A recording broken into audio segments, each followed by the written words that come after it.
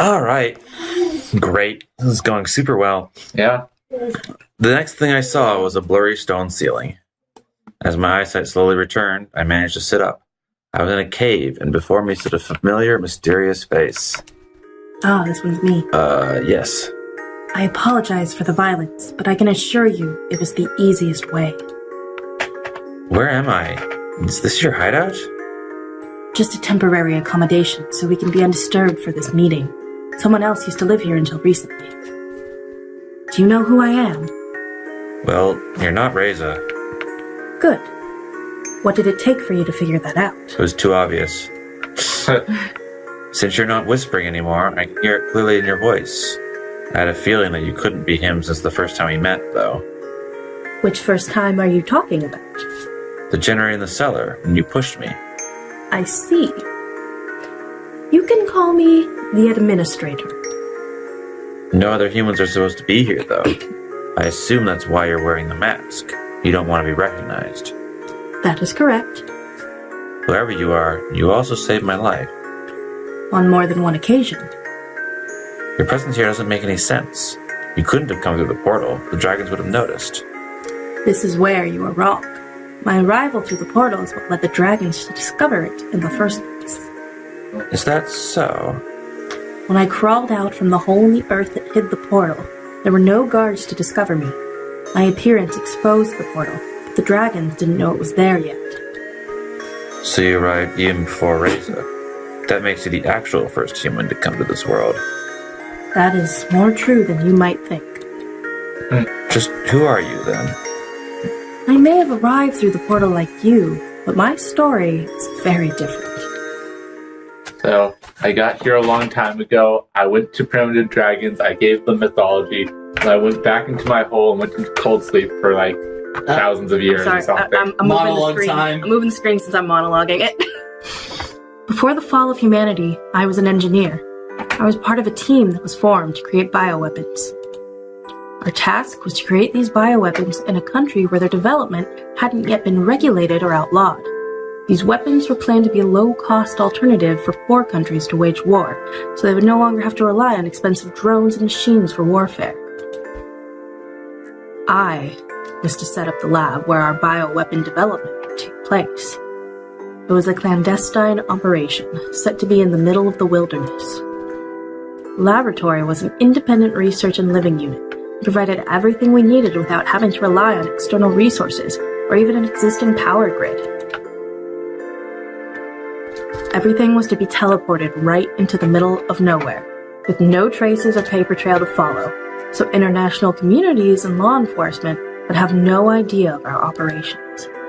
Our only connection to the outside world after setup would have been a two-way portal to our headquarters, who would provide everything we needed. While we already could teleport individual people, teleporting a whole building was another matter entirely.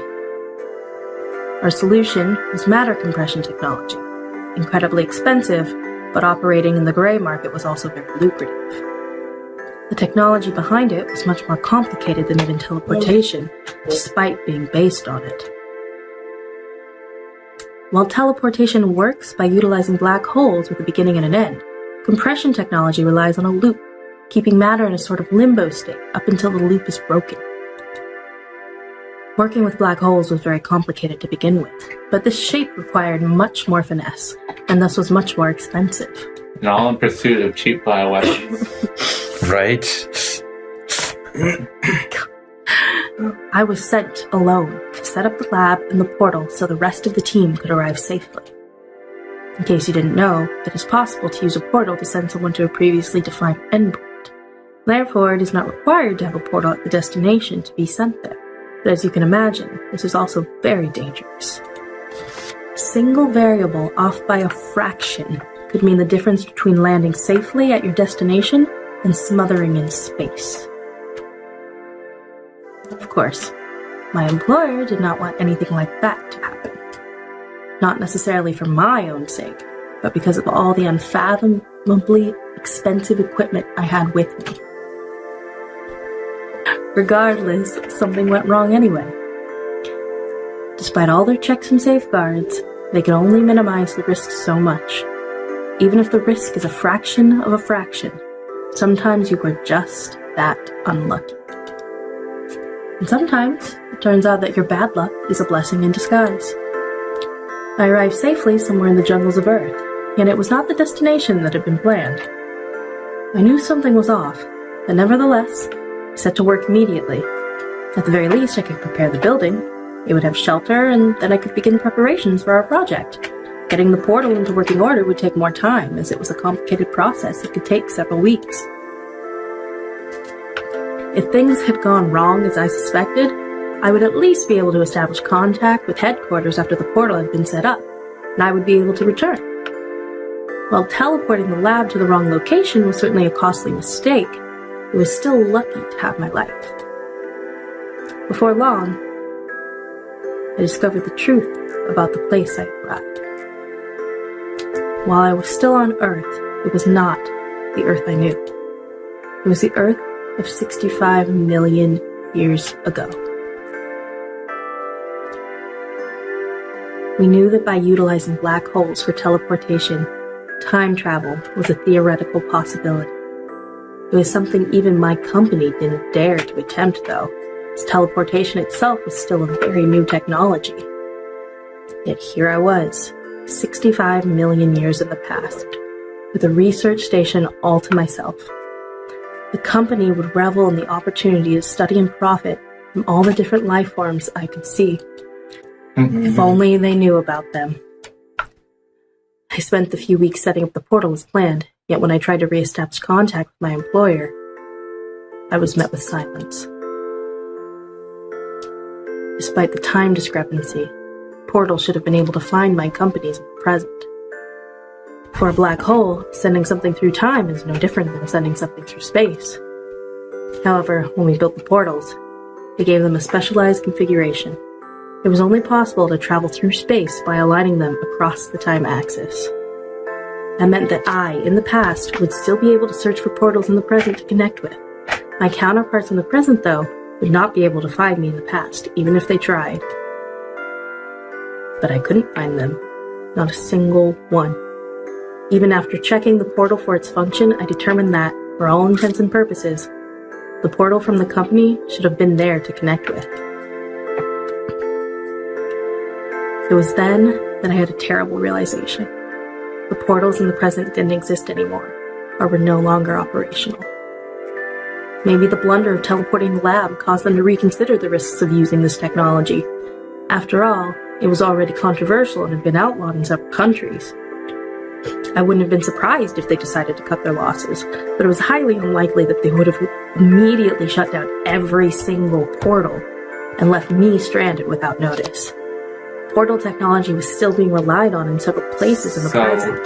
The first theory was that because her teleportation went wrong, they shut down their portals, and she can't connect to the portals before they shut them down because why? Timey-wimey, wibbly-wobbly timelines proceed forward at the same pace because... We've entered time travel, so... It doesn't really matter because that was the theory that was wrong, but it still bugs me that the theory that was wrong didn't make sense to begin with.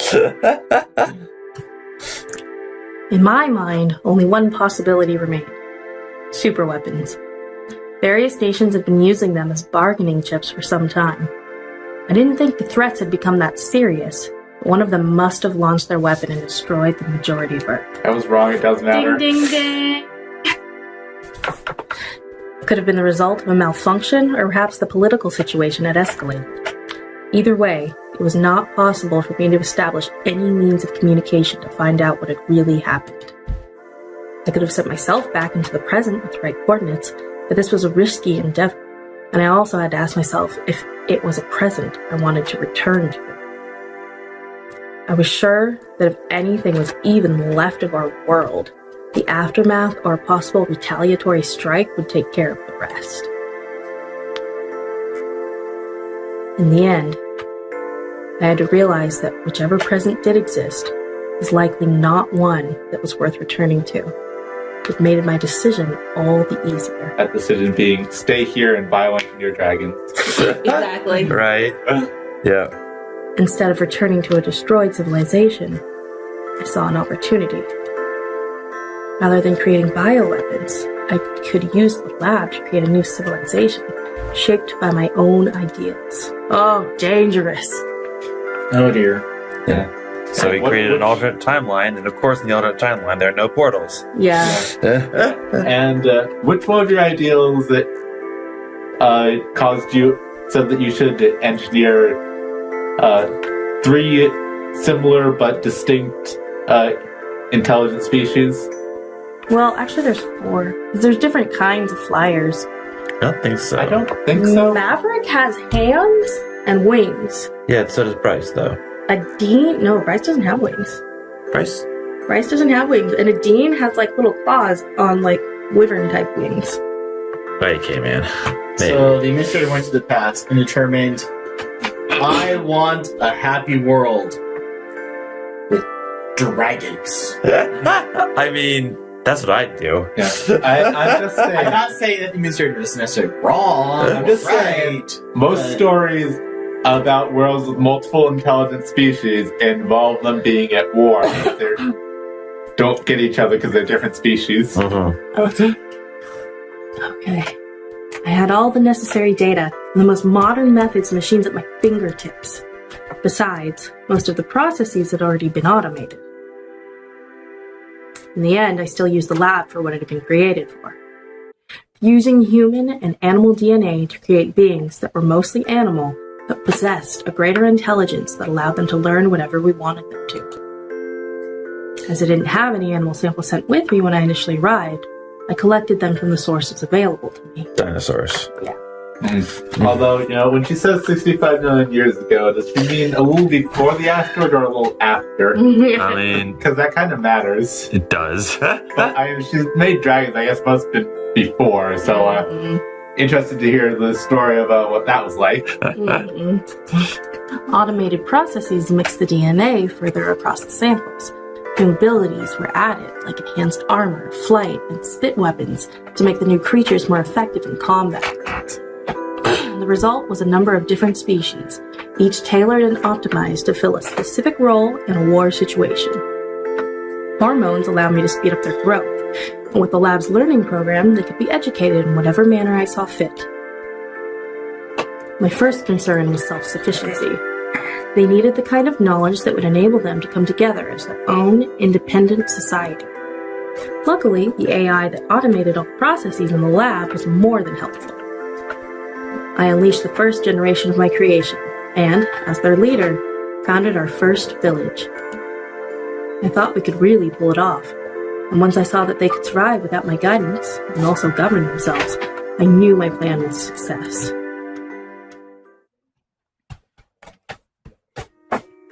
When I realized that this new society would eventually be destroyed, I told myself that I would do anything I could to save it. Destroyed? What are you talking about? Haven't you realized where we are? How do you pronounce that? The Chicxulub? Yeah, but it's like Check. Chicxulub. Yeah, Yeah, that's what happened. This is way before the asteroid, to answer your question. The Chicxulub asteroid is headed for us. With a diameter of over 10 kilometers, its impact will create humongous clouds of dust, throwing Earth into a literal dark age. They will block out sunlight for over a year, killing off many species of plants that rely on photosynthesis to survive. As a result, animals that eat those plants will also vanish, as will those who sought sustenance from these herbivores. All in all, 75% of all species will vanish, and in terrestrial ecosystems, all animals heavier than a single kilogram will die. That would be 2.2 pounds, in case you didn't know. I did! 2.254. Anyway. Thank you. It will be the end of everyone who lives here. Every single dragon you have seen. Unless we do something. To stop the extinction asteroid? That's a bad idea. I don't know how we would. And even if we could, it'd still be a bad idea. Right? And it's obvious. We make use of the Dragon space program, which to this point has been well established. Yeah.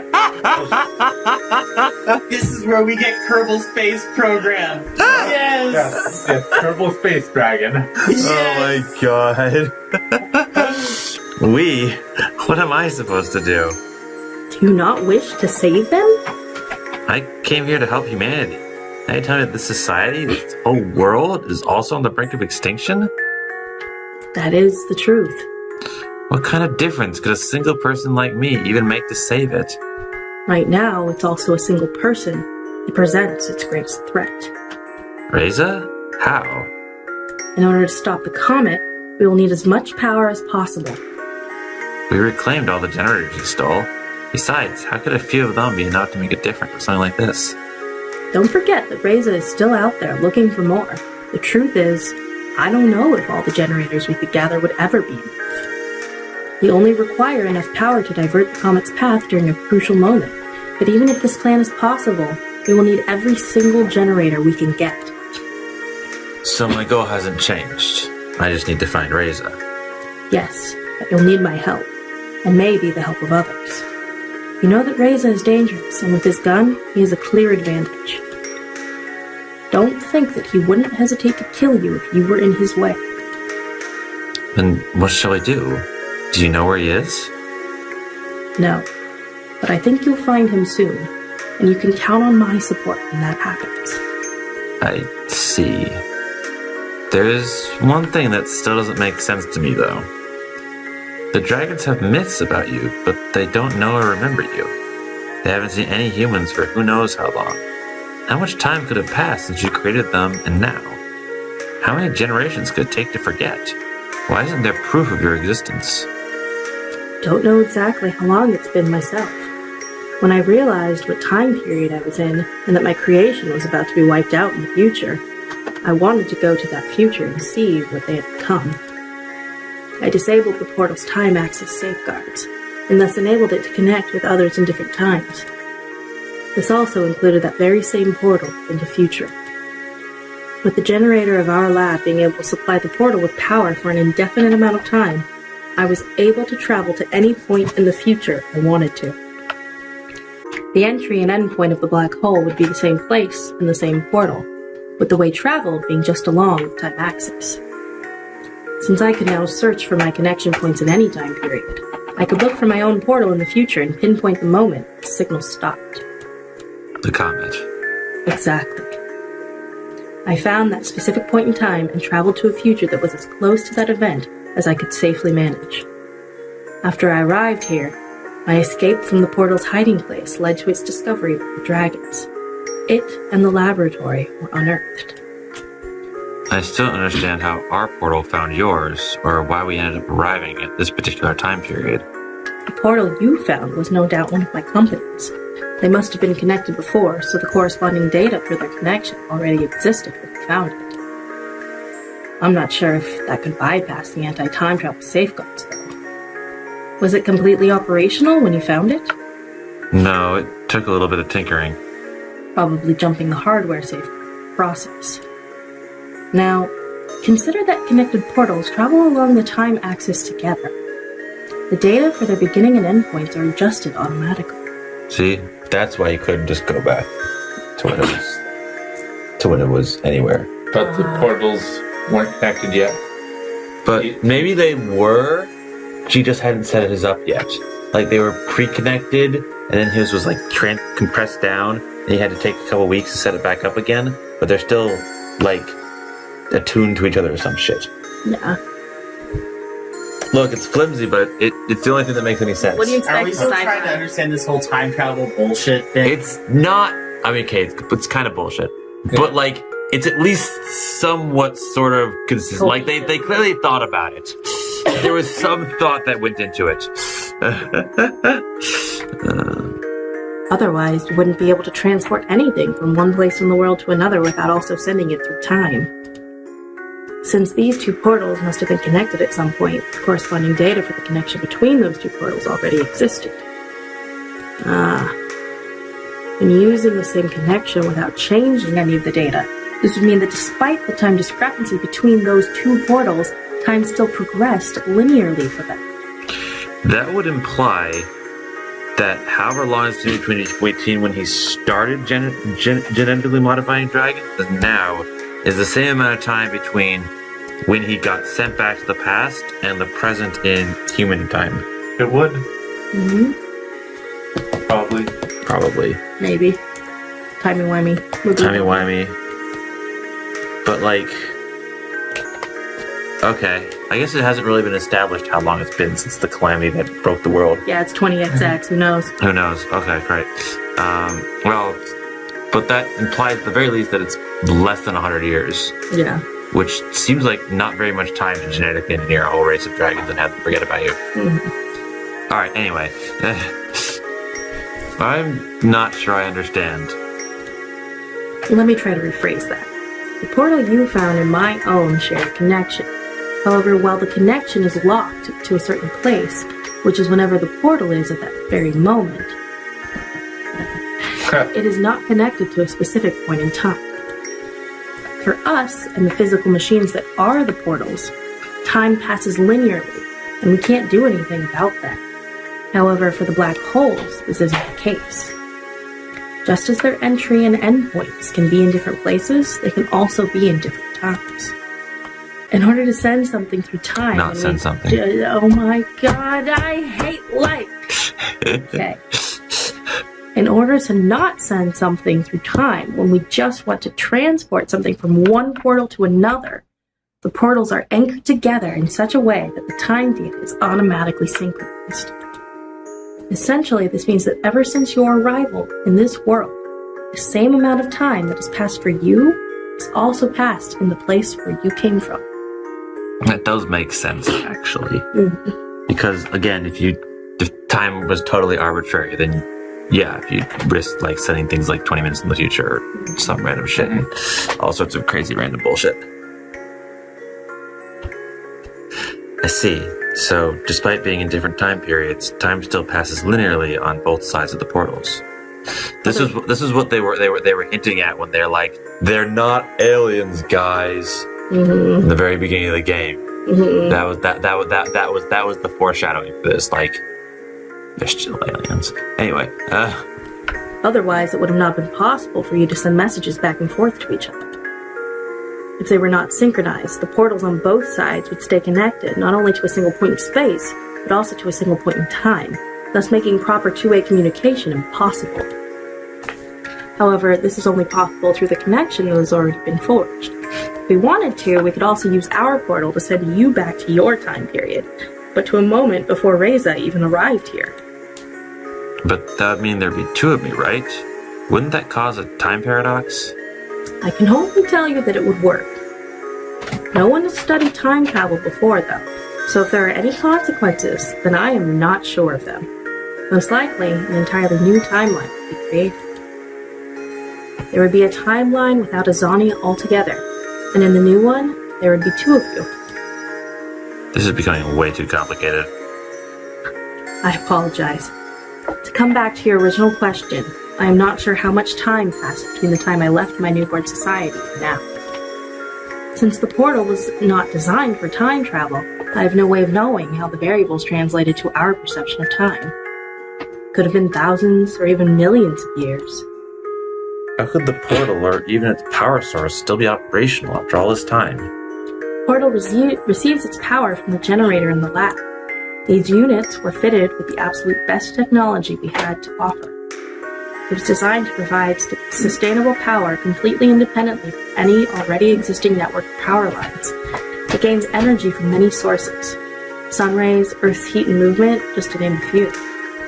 Keep in mind, it had to power a whole laboratory and research station, while also providing the energy required for all of its inhabitants and the associated energy expenditures. Taking its power from Earth itself, a generator like this could continue providing power to the lab indefinitely. Speaking of which, why haven't I seen a single dinosaur since I arrived? It seems that the Dragon Society expanded over the whole continent. Many still hunt on their own for sustenance, and as such, the original species they were based on have mostly vanished, as in direct competition, ours proved to be far superior. Also, they have probably taken measures against having big predators roam their cities and villages. One would imagine so.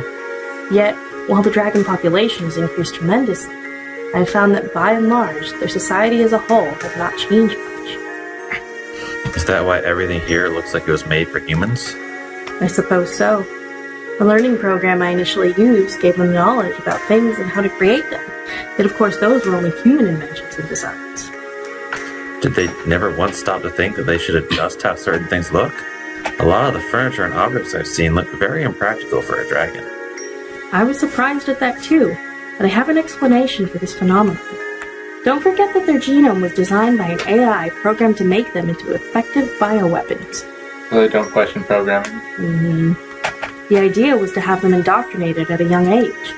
After reaching adolescence, their learning capacity would be greatly diminished. This resulted in subjects that would stay loyal and be unlikely to change their desired behaviors. Instincts also play a role. I imagine they are very much at odds with their learned behavior. Instincts in animals never change, and instinctual behaviors will always be there. If a given trait has been programmed into their genome as an instinct, it is not very likely to change, even through numerous generations. We can see the result of this here. While I initially made them learn a certain set of values and knowledge, I have found the expression of those ideas has hardly changed. And after I was gone, each new generation learned from its elders, and much of the initial knowledge and information was retained through all this time. Their genome as a whole did change, however, which is unavoidable over time. If they had been used as bioweapons as intended, they would have been nothing more than an army of identical clones. While I can see subtle changes in behaviors as a result, some traits are still very much present in them. They are content with what they have and don't strive for more. They don't innovate or change, so technological breakthroughs or new inventions are a rarity. It's quite the opposite, really. They very much value tradition and their ways, which have not changed much in all these years. That explains why Anna was so frustrated with people not liking her inventing shit. Yeah. I see. How much time do we even have left to stop the comet? In a few weeks, the comet will pass the moon, and its gravity field will point the comet's trajectory toward Earth. This is when we will need to be ready. We strike then, but only need to minimally affect its path in order for the comet to pass Earth safely. There won't be enough time for the inhabitants of this world to prepare if Reza steals our greatest assets. So it's all about Reza and the generators, isn't it? Indeed. By the way, I fixed the portal in case we need to use it. Did you break it to prevent me from being sent away? No, that wasn't me. Reza better not use it to escape. Trust me, the portal is our greatest asset. I have programmed it with emergency coordinates. If you should find yourself in a hopeless situation and feel there's no way out, go to the portal. I've made sure only you will be able to use them. I'll keep that in mind. So, what's your plan? What do we do now? I'll resume my work, and you will continue yours. Find Reza. The administrator turned to leave. Wait, what's with all the secrecy? Why are you still wearing that mask? Why don't we pool our resources together and you show me your hideout? Don't you think it would be better if you were completely frank with me? No, not now. A second later, the figure had already vanished into the darkness outside. When I followed, I realized that I wasn't sure how to get back to my apartment. Surrounded by trees and the blanket of night, it was hard to make out where I stood. After wandering through the underbrush, I realized the lights on the horizon had to be coming from the village, and made my way back. I returned to my apartment without much trouble. When I looked at the clock, I was surprised to see how much time had passed. Not having anything left to do for the day, I soon fell into a deep slumber. And you never had dinner? Yeah, well, dinner's highly overrated, I guess. Mm-hmm. Of course they need you at the police department. They're way understaffed. Right? Alright. So, They how's your cannot- brain doing? They cannot spare anyone to come and fetch you because they are too understaffed. Hey, bro. I heard you like sci-fi, so I put some sci-fi in your in date. your murder mystery dating sim. So you can sci-fi while you murder date. Sci-fi. sci-fi in your murder mystery in your dating sim. This is like So you dating simception. Yeah. Oh my So, god. I guess this does explain it. How Maverick's brother could have a disease that turns you into an animal. Mm-hmm. All right. Well, this is probably a good time to call it. Yeah. You don't want to melt your brain more? Oh my goodness. Those are some Wait, I just want to know what the options are. I just want to know what the I still have options the button up. I don't know if it'd be helpful, but I have the button. No, I don't think it'll be helpful. are. The little button? The button. He's going to press it in a second. You'll find out what he's talking about. Yes, he's really gonna press it. Well, fine. I'll find a different button. All right. I want to know what your options are. Meet with Remy, meet with a Dean. The only two living souls. Yeah. Well, clearly we're going to meet with a dean. Because, fuck Remy, right? Well, I mean, you can, but they'll probably be in a different. Oh my god. We're so boned. Well, that's theoretically the idea in a dating sim, but Oh my god. Not in a good way.